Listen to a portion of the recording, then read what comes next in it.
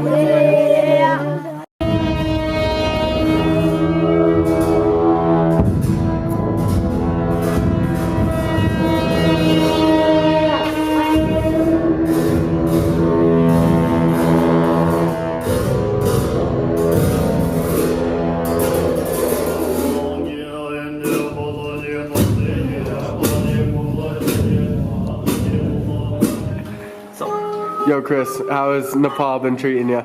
Fast car? Oh, yeah, Nepal is great, dude. Say it one more time. Huh? Say it one more time. This book's about to change your life. You heard it here first. Dude, this book about to change your life, B. This book's about to change your life. Oh shit, yeah. What is this, Mickey? Little Torai dude chia, you know the vibe? Yeah, Made yeah. by McMaster Fresh himself. Yeah. Lift it up.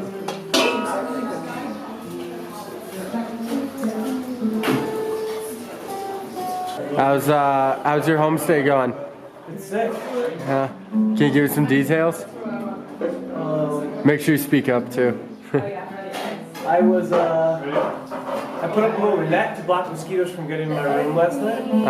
Homestay dad comes in the morning, he sees it. He's like, what happened? And I was like, oh, mosquitoes came in. So he's like, I'm putting glass in. So today, just because I put a net up, he's installing a pane of glass in my room. Really? Yeah.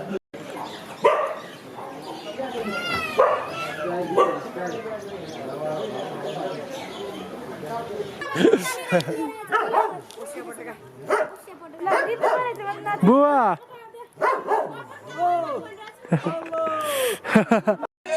Namaste, bye. Namaste. Namaste. What's the name of the game? Ludo. It's like sorry. Namaste, Bua.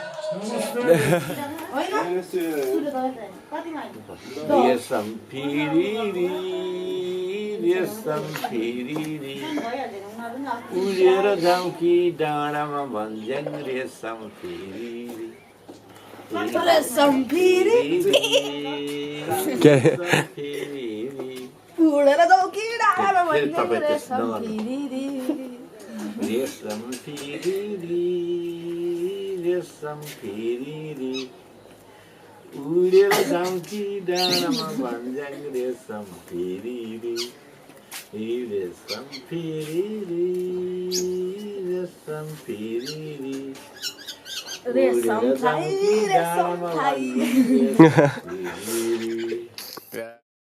Okay.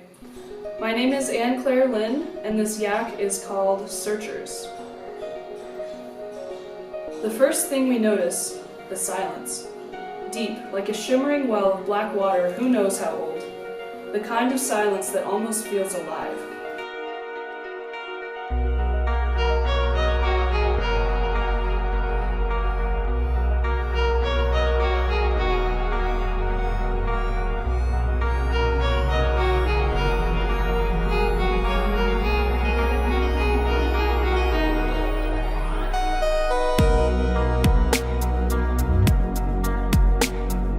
Each whisper it would swallow whole.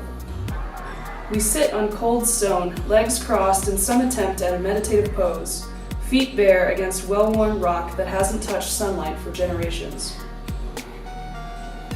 Just us and the crimson-clad monks who led us here, but we are not alone. In the corner of the cave, a figure rests. He too sits in a cross-legged pose. However, there is something different about him.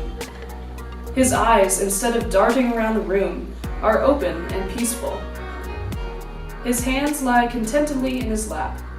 The only garment on his gold-painted, dust-covered body is a white scarf, a kata, draped around his neck. Indeed, we have not chanced upon just any cave. Long ago, a great guru named Padmasambhava single-handedly brought Buddhism to Tibet. It is said that he spent time meditating in the high mountains of Nepal, and that long ago he sat where the five of us are now sitting. Long ago, he rested in this very silence that now encircles us like a blanket. My gaze returns to the eyes of Guru Padmasambhava, and I ponder all of the people who have sat in this very cave, searching for something. Who were they? Travelers like us? Monks? Villagers? Who was it who carved this statue, who believed so earnestly in the Guru's teachings? Surely they are all dead now, just dust in the ferocious alpine wind. What about them? Did they ever find what they were looking for? We are all searchers, the eyes of Padmasambhava seem to say. We are all searchers. Though we seek in myriad different ways, in monasteries or yoga studios, while hiking or driving under the stars, through booze or drugs, Nepali music or Kendrick Lamar, the merchant streets of Pokhara or the alien stars of Na, the glow of a touchscreen in your hand or the dim shine of the statue of Padmasambhava, we are all searching for something. I look around at my friends and instructor sitting next to me in the darkness of the cave. Just like those who made the statue, we too will become dust. What about us? We seek, but will we ever find what we're searching for? Yes, we will. No, we won't. Padmasambhava's eyes tell me it doesn't matter. We are all searchers together. As Holocaust survivor Elie Wiesel once said, questions unite people, answers divide them. Perhaps the question is the entire point. Perhaps we were never supposed to find? The meditation bell rings. I open my eyes. Can you say namaste to the camera? Namaste.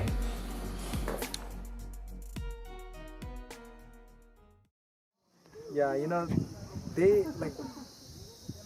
Oh, hold on, you're being incredibly unsafe right now. Oh, I feel so much safer now. I'm in good hands.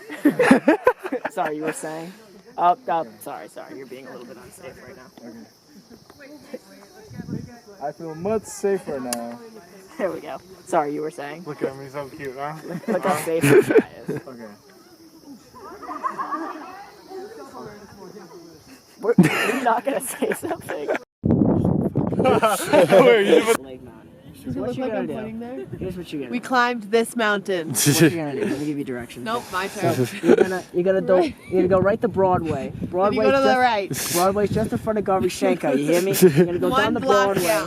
One block down. You're gonna take the B train down to 42nd and 53rd, and then you're gonna be on Sesame Street, baby. Right there. That one.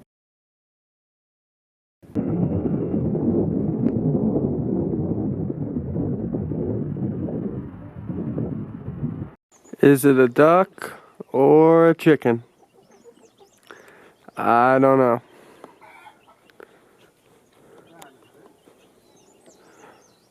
It's really weird. Is it a duck or a chicken, Christopher? What is your take? It's the Dickens. The Dickon. Yeah! Yeah! Yeah, long balls! Hey! Squad! Pulling the gun, pulling the safety, and pulling the trigger really fast. You! I just should wink. How is the hike, Iris? It was really good.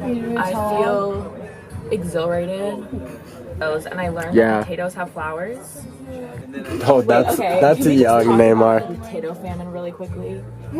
All of the potatoes in Ireland eliminated. However, here in Nepal, many potatoes flourish in the potato famine That is definitely related. Thanks. Thanks.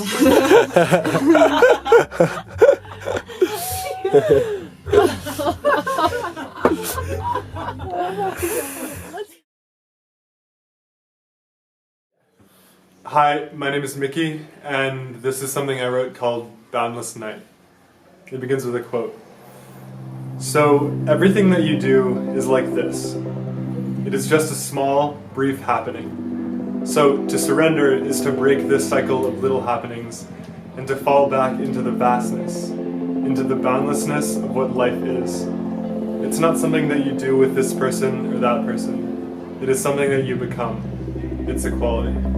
Sadhguru Jaggi Vasudev.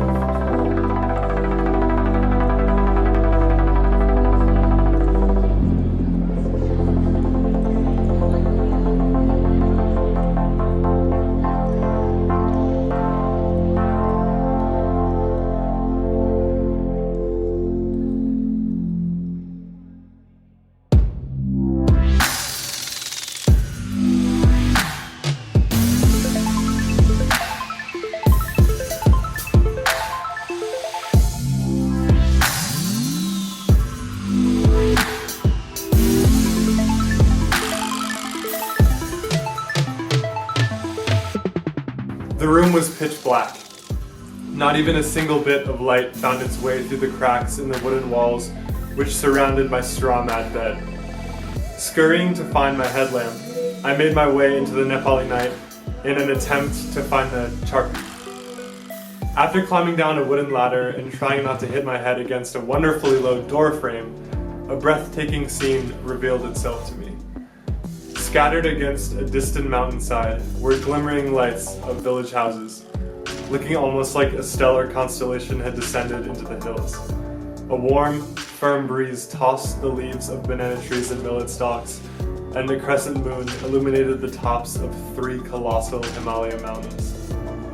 At that moment, I could not bring myself to do anything but stare in awe at this sight. Just looking at this stirred something within me. Something deep. It made real so much of what I had been thinking and reading about for the past few months. I felt this time as more than just an idea, that we, as humans, can only surrender to the power of nature, of life. We are just these small beings walking on this planet, struggling avidly to piece together a picture of this life, trying to make some sense of its immensity. But when you are confronted with nature in its most extreme forms all at once, it becomes clear that all you can do is throw your hands up, fall to your knees, let it seep into your being. Nepal makes it clear to you that life is grand beyond anything you can imagine. It puts you in your place, but reminds you that you are not separate from it. If you allow it to, this place will teach you every lesson that there is to teach. It will reveal to you all that there is to be revealed. Thanks, Mac. Yeah. Can you give a namaste to the camera? Namaste. Dope.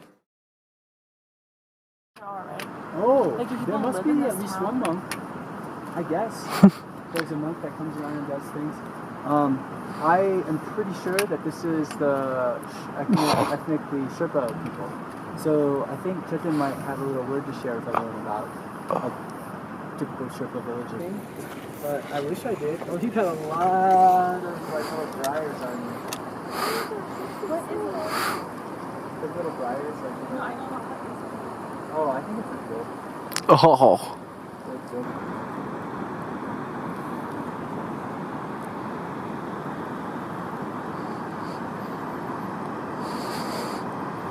Good. Higher than everyone else. 16,275 feet. Let's go.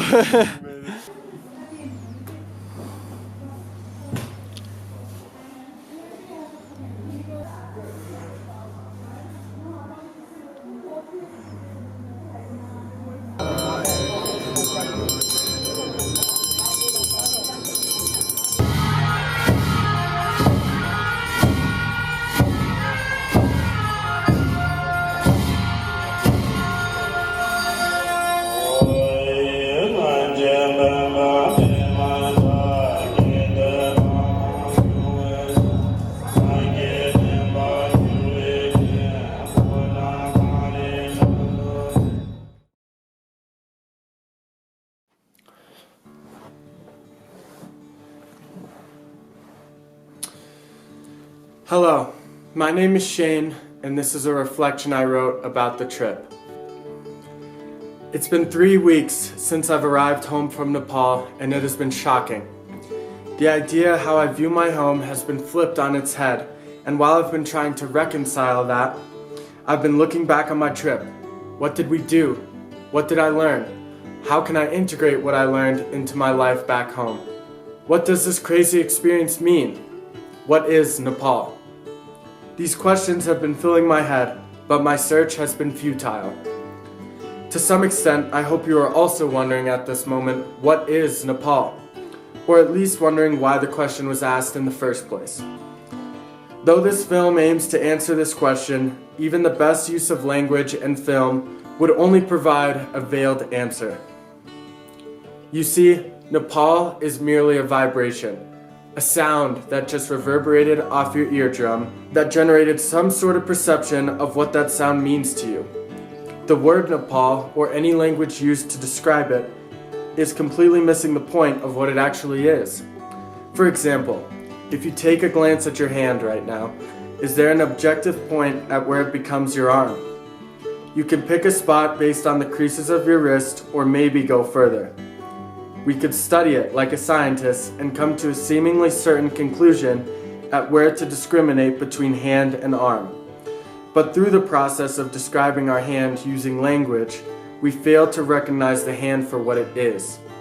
A hand is how it is seen, felt, heard, and maybe even tasted and smelled in the present moment of your current experience. An in-depth analysis of Nepal and what happened on the trip could never successfully depict the full story, because the entire story of anything can only be understood at this moment. Film is a convention similar to language. It provides, with much greater clarity, a representation of past events, but fails to capture any moment in its entirety. A video is simply a camera lens opening for a certain amount of time and capturing a tiny portion of what that moment was. Cameras lack the depth and quality that our eyes and ears provide, while leaving out the rest of our sensory experience. Once it is realized that no camera can fully capture a moment, and that the film you are watching right now is a collection of tiny LED lights giving an impression of reality, it is clear that this entire film is nothing but a mirage. So what is Nepal? It is a sound that represents an ineffable beauty, a beauty that is inexpressible by any language or video taken of it. The question misses the point. An answer most certainly will as well. The only point there is to anything is what there is right now. Namaste.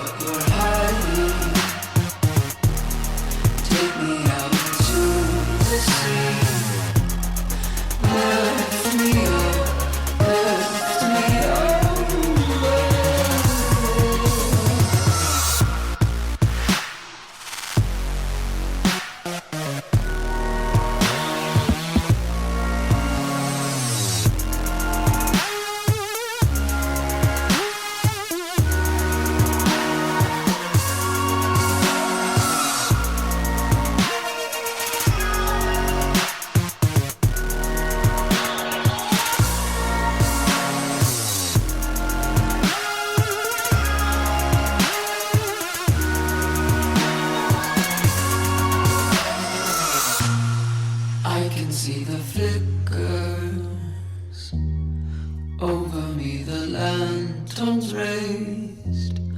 Lift me up, lift me up.